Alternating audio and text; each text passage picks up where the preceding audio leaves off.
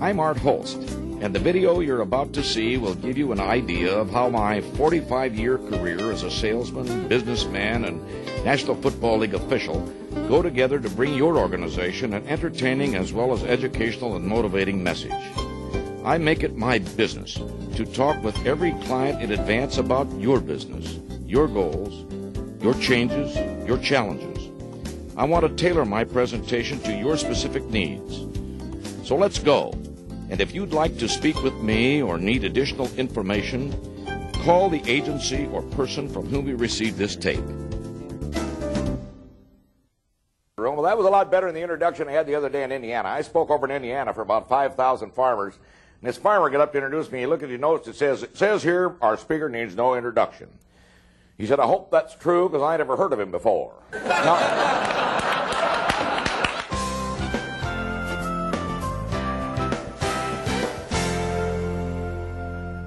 But can he come from the line of scrimmage? I don't think so. That's not good enough. Oakland snapped the ball. I threw the flag. Not too high.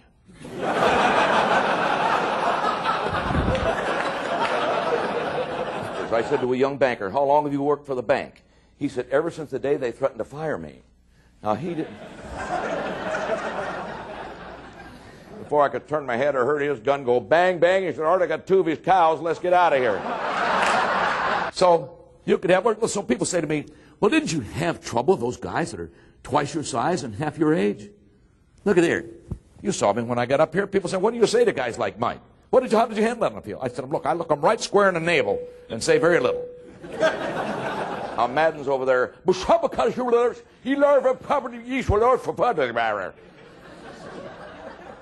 He's selling Ace Hardware. I came over, I walked up to him, and he said, Art, what in the world are you doing to us? I said, John, it is illegal for that guy to go in motion from the end of that line. And this, ladies and gentlemen, and this is an absolutely true story. I ham it up a little bit, but it's a true story.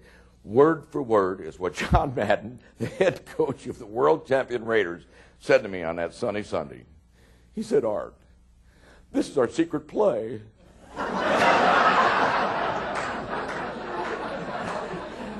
He said it's the only thing we practiced all week. And if you want an easy job, I'll tell you what to do. Coach track. All you got to do is tell them stay to the left and come back as quick as you can.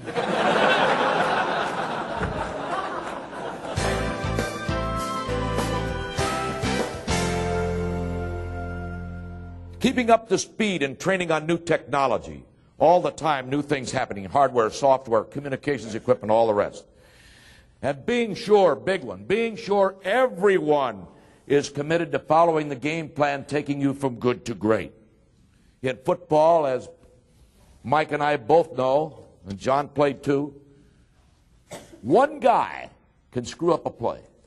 I saw one of the greatest football players of all time, Lombardi called him the greatest of all time, that he ever coached.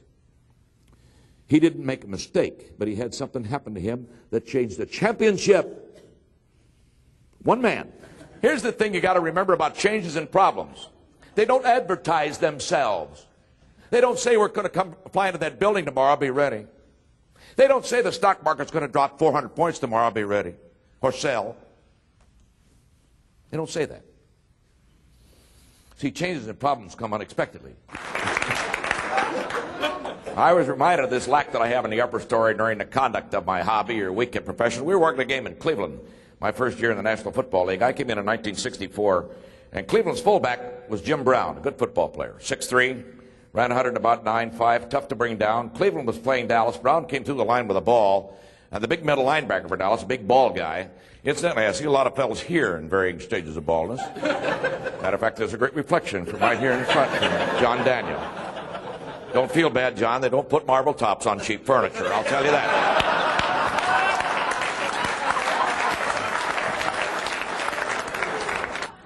Well, as I say, I don't have too much up here. Brown came through the line with the ball. That big middle linebacker went to tackle him. When he did, he grabbed his face mask, and that isn't fair, and that's why we're out there. And I threw the rag and stopped the clock. Told a referee I got number 55 on the defense, pulled on the face mask, personal foul, 15 yards. About that time, this guy jumped up. All 6'6", 260 pounds of him. He looked down at me, he said, "What?" I said, "Get back in there and play football before I bite your head off." And they're all real good guys. Very politely, he said, "If you do, sir, you'll have more brains in your stomach than you have in your head."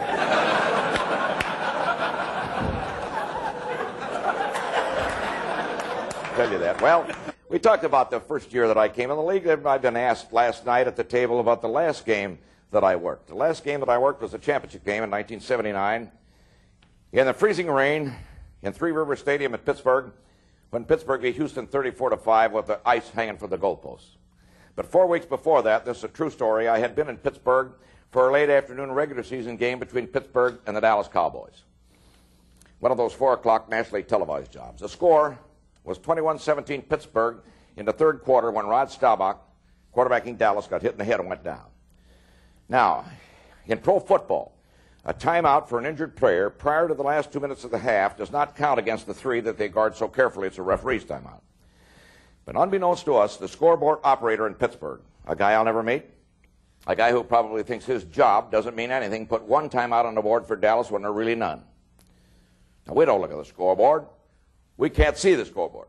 That's... You folks still out there? Now, we got 1 time up on the scoreboard when there are really none. Staubach has to go out. He comes back in. A few plays later, he gets hit again. Down he goes. We signal timeout. Charge it to us. Still no charge timeouts for Dallas, but this guy puts 2 up on the scoreboard. Now with a minute and 50 seconds left in a football game, Dallas ball, Pittsburgh 25, still trailing by 4. Staubach called his first timeout, Dallas. We mark 1 on the game card, and this guy puts 3 on the scoreboard. Developing problem in communications.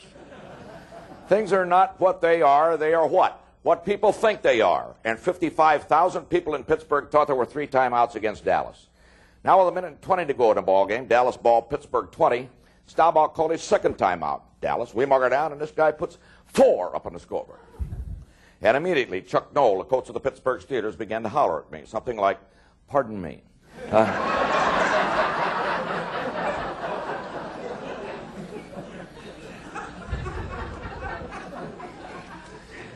Or words to that effect.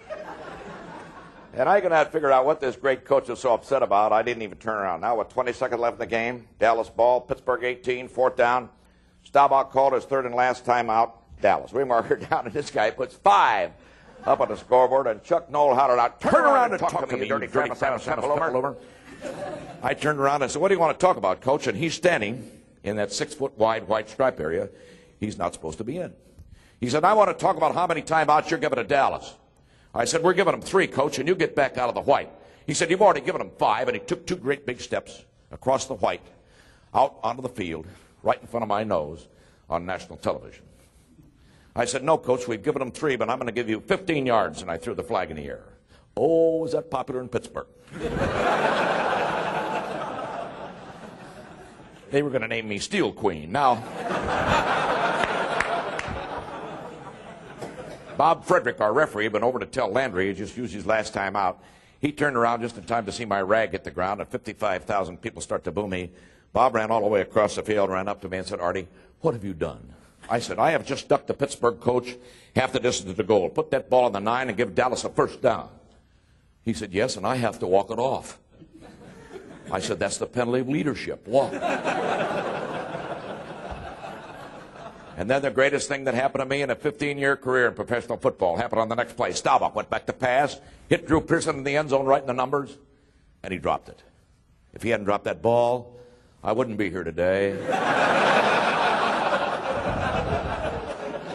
I'd be pushing up marble in some cemetery. Now, 4 weeks later, just 4 weeks later, the National Football League sent me back to Pittsburgh to work that championship game with Houston.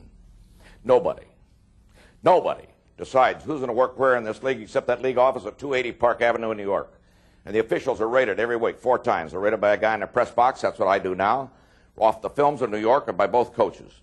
At the end of the year, they add up those ratings, and if you are rated number 1 in your position, you work the Super Bowl and wear one of these rings that I proudly wear. And if you're rated 2nd or 3rd, you work the championship game and so on down the line, because you see, we in the National Football League, like you in St. Paul Medical, focus on success with excellence. So back I go to Pittsburgh to work that championship game with Houston, and I hadn't been there since they'd stuck Mr. Knoll, the only unsportsmanlike conduct foul he had ever had as the head coach, just 4 weeks